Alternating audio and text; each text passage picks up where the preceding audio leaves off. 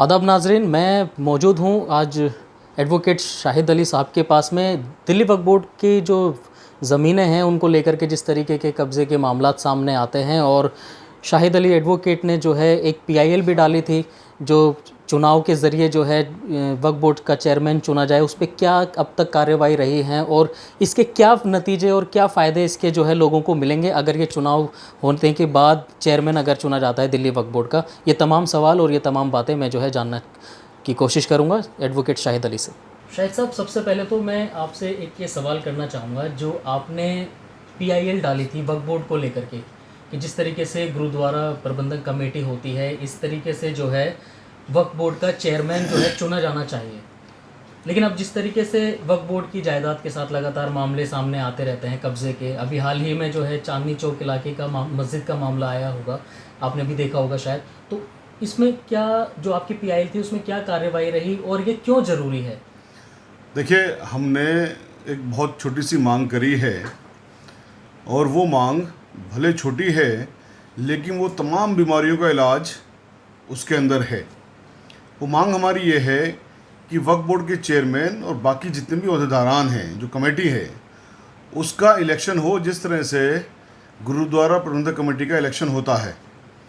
जब इलेक्शन होगा और इलेक्शन में कौन भाग लेंगे, इलेक्शन में जो मुस्लिम्स हैं वो इलेक्शन में भाग लेंगे, तो डायरेक्टली अगर मुस्लिम्स चेयरमैन को और बाकी अहदेदारान को चुनेंगे तो एक तो मुस्लिम्स का उन वक्फ बोर्ड के साथ में और वक्फ बोर्ड की प्रॉपर्टियों के साथ में रिलेशन कायम होगा। तो जब रिलेशन कायम होगा लोगों का, यानी मुस्लिम्स का वक्फ बोर्ड के साथ में, तो फिर कोई भी वक्फ बोर्ड की एक भी इंच ज़मीन को कब्ज़ा नहीं कर पाएगा। अभी जैसे आपने मस्जिद का नाम लिया, ये एक मस्जिद की बात नहीं है, इस तरह की हमारे पास लिस्ट है कई 100 मस्जिदों की कि लोगों ने कब्ज़े किए हुए हैं। लोग कहीं पर फर्नीचर की दुकानें चला रहे हैं, कहीं पर भैंसे पाल रहे हैं, कहीं पर कुछ और कर रहे हैं, कहीं पर बड़ी बड़ी बिल्डिंगें तामीर में वजूद में आ चुकी हैं। रीज़न यही है कि मुसलमानों को तो उससे कोई फ़र्क पड़ता नहीं है, इसलिए नहीं पड़ता है कि उन्हें मालूम ही नहीं है कि उनकी विचारों की ये वक्फ प्रॉपर्टियाँ कब्ज़ा हो रही हैं। और वक्फ बोर्ड में चूँकि जो उसका चेयरमैन और बाकी अहदेदारान हैं, उनको जो प्रेजेंट गवर्नमेंट होती है वही अपॉइंट करती है। तो जो गवर्नमेंट के लोग हैं वहाँ पर जो अपॉइंटेड हैं, उनके अपने ऊपर कुछ ना कुछ दबाव ऐसे होते हैं कि वो उसकी वजह से एक्शन नहीं लेते हैं। यही अगर वो सीधे मुसलमानों के द्वारा चुने जाएंगे तो फिर मुसलमानों का उनके ऊपर प्रेशर होगा, मुसलमानों के लिए वो आंसरेबल होंगे, जवाबदेह होंगे कि भाई हमारी वक्फ प्रॉपर्टियों पर कब्जा कैसे हो गया। तो उस कंडीशन में जब मुसलमानों के प्रति वो जवाबदेह होंगे और मुसलमानों से सवाल पूछेंगे तो वक्फ बोर्ड उसमें एक्शन लेगा। इसीलिए हमने डिमांड की है कि वक्फ बोर्ड के चेयरमैन और बाकी अहदेदारों का इलेक्शन बिल्कुल उसी तरह पर हो जैसे कि गुरुद्वारा प्रबंधक कमेटी का होता है। अभी कई महीने जो है बीत चुके हैं, वक्फ बोर्ड के जो कर्मचारी हैं उन्हें भी तनख्वाहें नहीं मिल रही हैं, फिर जो वक्फ बोर्ड में पेंशन का जो काम है, कुछ विधवा हैं, कुछ बुज़ुर्ग हैं, इस चेयरमैन ना होने की वजह से भी जो है ये तमाम तरीके के काम नहीं हो पा रहे हैं। पिछले कई महीनों से चेयरमैन है, तो क्या अभी तक सरकार, दिल्ली सरकार जो है वो चेयरमैन नहीं बना रही है, इसकी क्या वजह आपको लग रही है? देखिए, पहले तो मैं आपको ये बता दूं, जो तनख्वाहें नहीं दी जा रही हैं, जो पेंशन नहीं दी जा रही हैं, उसके पीछे जो एक मेन वजह है वो ये है कि वक्फ बोर्ड की जो कमाई है, वक्फ बोर्ड की कमाई ना के बराबर है। और वो कमाई क्यों है कि वक्फ बोर्ड की जो प्रॉपर्टियां हैं, वक्फ बोर्ड की प्रॉपर्टियों से जो कमाई हो सकती है वो कमाई नहीं होती है। और वो कमाई क्यों नहीं होती है? क्योंकि वक्फ बोर्ड पर कब्ज़ा होता है सरकार के उन अपॉइंटेड लोगों का जो सरकार की गुलामी करते हैं या जो सरकार के कहने पे एक्शन लेते हैं। यही इसके बरखिलाफ़ अगर सीधे मुसलमान उसको चुनेंगे और कोई भी वक्फ प्रॉपर्टी का जब अखबार में टेंडर निकलेगा कि साहब ये वक्फ प्रॉपर्टी है, किराए के लिए उठ रही है, और किराए के लिए उठने के लिए जो भी मार्केट रेंट है उस रेंट पर ये किराए की दुकान ये जो प्रॉपर्टी है उठेगी, तो उससे ज़्यादा ही बिड लगेगी। जब उससे ज़्यादा ही बिड लगेगी तो जाहिर है वक्फ बोर्ड के पास पैसा भी आएगा। मैं मिसाल के लिए आपको बताता हूँ, जैसे दिल्ली में कई हज़ार प्रॉपर्टियाँ ऐसी हैं जो कि प्राइम लोकेशन पे हैं, जहाँ से कि करोड़ों अरबों रुपया आ सकता है किराए का। उन करोड़ों अरबों रुपये से एक हमारा जो हमने एक स्टैटिक्स अभी बनाई, हमने अकेले 320 वक्फ प्रॉपर्टियाँ जो भारत सरकार ने एक्वायर की दफ़ा 50 वक्फ एक्ट के उल्लंघन करके उसके बरखिलाफ़, अकेले उनसे हम तकरीबन 17 लाख करोड़ रुपया, 17 लाख करोड़ रुपया हम एनुअल उससे कमा सकते हैं वक्फ बोर्ड के ताई, यानी वक्फ बोर्ड के लिए। अब 17 लाख करोड़ रुपया अगर एक साल के अंदर वक्फ बोर्ड के पास आएगा तो बताना किसकी तनख्वाह नहीं मिलेगी, किसको पेंशन नहीं मिलेगी। ये पैसा किसका है? ये पैसा उन गरीब लोगों का पैसा है जिनके पास तन ढकने के लिए कपड़े नहीं हैं, जिनके पास दवाएं नहीं हैं, जिनके पास में पढ़ने के लिए किताबें नहीं हैं। हम क्या चाहते हैं कि भाई आप अपनी ये जो वक्फ बोर्ड का इलेक्शन करवा दीजिए। वक्फ बोर्ड का इलेक्शन होगा तो फिर वक्फ प्रॉपर्टियों को अच्छी तरह से मैनेज कराया जा सकता है, और जब वो मैनेज होंगी तो बच्चों को स्कॉलरशिप मिलेगी, अच्छी पढ़ाई के लिए इंस्टीट्यूट्स मिलेंगे, जो हमारे बुजुर्ग हैं 60 साल से ज़्यादा के लोग उन सभी को पेंशन मिलेगी, जो हमारी बहनें विधवाएं हो गई हैं या उनके हस्बैंड ने उनको छोड़ दिया है उनको भी मेंटेनेंस वहाँ से मिलेगा, उनको लोगों को तमाम मुसलमानों को इसमें रोज़गार भी मिलेगा। और इसका फ़ायदा, जैसे यूनिवर्सिटी बनती है, यूनिवर्सिटी में सभी लोग पढ़ेंगे, हिंदुस्तान के जितने भी लोग हैं, मेडिकल कॉलेजेस हैं उसमें सभी लोगों का इलाज होगा जो भी लोग हैं।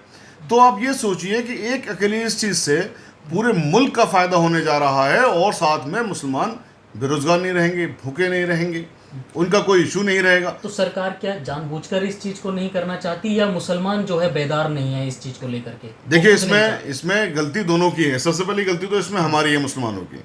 जब सरदार लोग, हमारे सरदार भाई 1920 में वो जाग गए, 100 साल पहले 1920 में उन्होंने आंदोलन चलाया, यही आंदोलन चलाया जिसकी मैं आज बात कर रहा हूँ। उस वक्त ब्रिटिश सरकार में क्या हुआ था कि उनकी जो गुरुद्वारों की प्रॉपर्टी है उसमें मिसमैनेजमेंट हो रहा था, उनकी प्रॉपर्टी को लोग खा रहे थे, सरकार के नुमाइंदे उसमें बैठ जाते थे और वो उसमें लूट पाट तमाम तरह की करते थे। तो उन लोगों ने, जो उस वक्त उनकी कौम के लोग थे जिनके दिलों में फिक्र ये जागी, उन्होंने आंदोलन चलाया। उनका आंदोलन 5 साल चला और 5 साल बाद वो लोग कामयाब हो गए। तो ब्रिटिश सरकार ने एक एक्ट बनाया जिसको कहा जाता है गुरुद्वारा प्रबंधक कमेटी एक्ट, और जो SGPC आज की डेट में वो उसी का जो परिणाम है सारे के सारा। और वो सिस्टम 1925 से आज तक लगातार कामयाबी के साथ चलता आ रहा है, यानी कि इस सिस्टम के अंदर कोई भी कमी नहीं है। और इसका फ़ायदा देखिए क्या हुआ सरदारों को। आपको सरदार कौम के अंदर कोई भिखारी दिखता है क्या? नहीं दिखेगा। कर्जा हंसना हमारा कॉन्सेप्ट है, लेकिन कर्जा हंसना वो लोग देते हैं अपने लोगों को कि भाई आप लिए बिज़नेस करिए, आप इंटरेस्ट फ्री लोन लीजिए और यहाँ से बिज़नेस करके आप इस इंटरेस्ट फ्री लोन को चुका दीजिए, अपने इस्टेब्लिशमेंट खड़े कीजिए। जहाँ तक इलाज की बात है, इलाज वो लोग मुफ्त में करवाते हैं। उनके बहुत सारे कॉलेजेस, बहुत सारे स्कूल्स हैं जहाँ पर वो लोग मुफ्त में एजुकेशन देते हैं, और ऐसे कॉलेज और स्कूल्स हैं जहाँ पर एडमिशन कराने के लिए लोग सिफारिशें करते हैं। तो एक उन्होंने सिर्फ ये चीज़ की कि उन्होंने अपना इलेक्शन करवा लिया, और इलेक्शन के ज़रिए उन्होंने तमाम अपनी बीमारियों का इलाज कर दिया।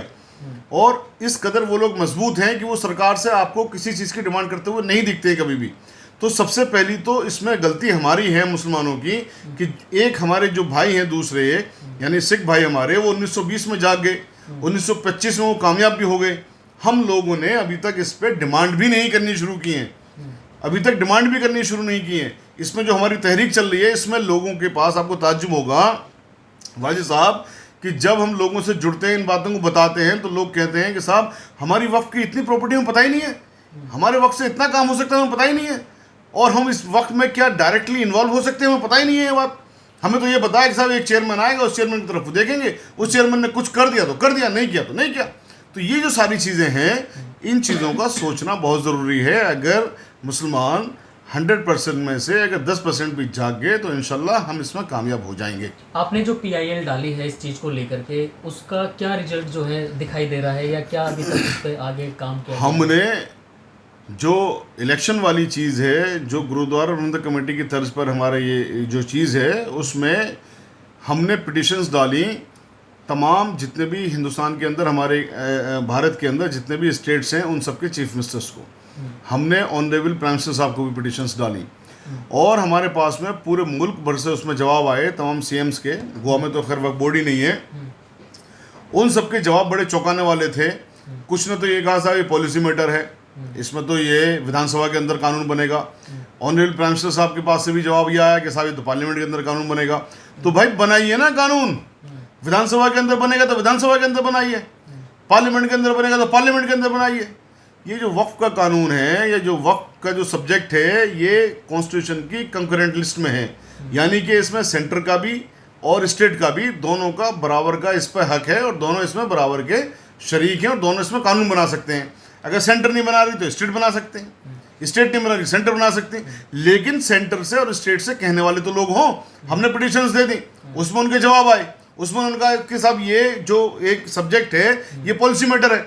अब पॉलिसी मैटर पे डिमांड करने के लिए जब तक हमारे, देखिए इतने बड़े बड़े संगठन हैं, आप सब जानते हैं कि हमारे मुल्क में कितने संगठन चलते हैं मुसलमानों के, ठीक है, वो सारे के सारे संगठन किसी भी जज्बाती बात पे तो बहुत कुछ करते हैं, लेकिन जो मेन चीज है, जिस चीज से सब चीज का इलाज होने जा रहा है, उस चीज पर मुंह खोलने को तैयार नहीं है। तो कमाल की बात है। संगठन की बात की आपने, तो क्या कहीं ना कहीं जो मुस्लिम संगठन बनाए जाते हैं या जो काम कर रहे हैं वो सिर्फ एक नाम के लिए या अपनी शोहरत पाने के लिए कर रहे हैं? क्योंकि देखने में ये आता है कि जितने भी अभी हाल फिलहाल में कोई नए संगठन या जो काम कर रहे हैं वो सिर्फ एक नाम के लिए या अपनी शोहरत पाने के लिए कर रहे हैं। क्योंकि देखने में ये आता है कि जितने भी अभी हाल फिलहाल में कोई नए संगठन बने हों, तमाम ऐसी जो है संस्थाएं चलाई जा रही हैं, लेकिन जो बुनियादी चीज़ है, जो मुद्दे की चीज़ें होती हैं, उनकी कहीं आवाज़ जो है वो उठाते नज़र नहीं आते। देखिए जितने भी संगठन चल रहे हैं, मैं किसी के ऊपर भी ज़रा सा भी लांछन नहीं लगाना चाहता हूँ, ना मैं लगाऊंगा। ये आवाम ने तय करना है कि वो लोग काम कर रहे हैं या नहीं कर रहे हैं। मैं सिर्फ ये बात कह रहा हूँ, और जिम्मेदारी के साथ मैं कह रहा हूँ कि वक्फ बोर्ड का इलेक्शन पब्लिक के द्वारा हो, मुसलमानों के द्वारा हो, इस बात को कोई भी संगठन नहीं उठा रहा है, चाहे वो जमात उलमा हिंद हो, चाहे वो जमात इस्लामी हो, चाहे वो एसडीपीआई हो, पीएफआई हो, कोई सी भी जमात हो, इस चीज़ पे नहीं उठा रहे हैं। बाकी वो अपने अपने क्षेत्र में बहुत काम कर रहे हैं, हम उस चीज़ को नहीं मना कर रहे हैं। कोई एजुकेशन में काम कर रहा है, कोई और चीज़ों में काम कर रहा है। देखिए आप सब चीज़ों में काम कर रहे हैं, उस चीज़ का फ़ायदा मुसलमानों को क्या मिला है? मुसलमान दलितों से निचले स्तर पर चले गए हैं, ये फैक्ट है। और ये फैक्ट जस्टिस सच्चर की रिपोर्ट में ये बात आ गया कि चले गए। तो फिर बताइए मुझे, ये आप जो अलग अलग तरीके से काम कर रहे हैं इसका फ़ायदा, लेकिन अगर यही काम आपने सिर्फ एक इस चीज़ के लिए कर लेते, जैसे सरकारों ने कहा ये पॉलिसी मैटर है, आप सरकारों में प्रेशर बनाइए ना। आपने अभी बिहार के अंदर एक बहुत बड़ी जमात ने मुसलमानों की एक बहुत बड़ी रैली की थी 1-2 साल पहले, और उसमें ये कहा था कि संविधान बचाओ, भारत बचाओ, कुछ इस तरह से था, आइन बचाओ। और वहाँ पर वो रैली करने के बाद में उन्होंने अपना एक आदमी एमएलए बना लिया। अगर वहीं पर उन्होंने जब 15 लाख 20 लाख लोग आपकी रैली में जुड़ रहे हैं, ये डिमांड करी होती कि साहब यहाँ पर नीतीश कुमार जी, आप मुसलमानों के लिए, मुसलमानों के वोट आप लेते हैं, आप खुदारा यहाँ पर इलेक्शन करवाइए मुसलमानों के जरिए वक्फ बोर्ड का। वक्फ बोर्ड के उदाहरण मुसलमान क्यों नहीं चुनते हैं भाई? जब वक्फ बोर्ड की प्रॉपर्टी, देखिए प्रॉपर्टी, वक्फ प्रॉपर्टी का मालिक अल्लाह होता है, उसका मैनेजमेंट कौन कर रहा है? वक्फ बोर्ड कर रहा है। वक्फ बोर्ड को कौन चुन रहा है? मुसलमान तो नहीं चुन रहे, उसको वक्फ बोर्ड को तो गवर्नमेंट चुन रही है।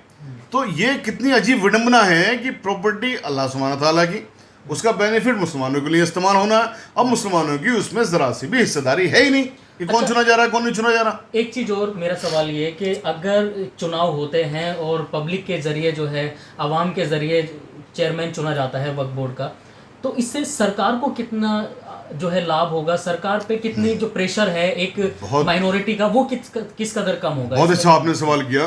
देखिए अगर इसका इलेक्शन होता है, इसके चेयरमैन और बाकी अहदेदारों को सीधे मुसलमान चुनते हैं, तो इससे क्या होगा?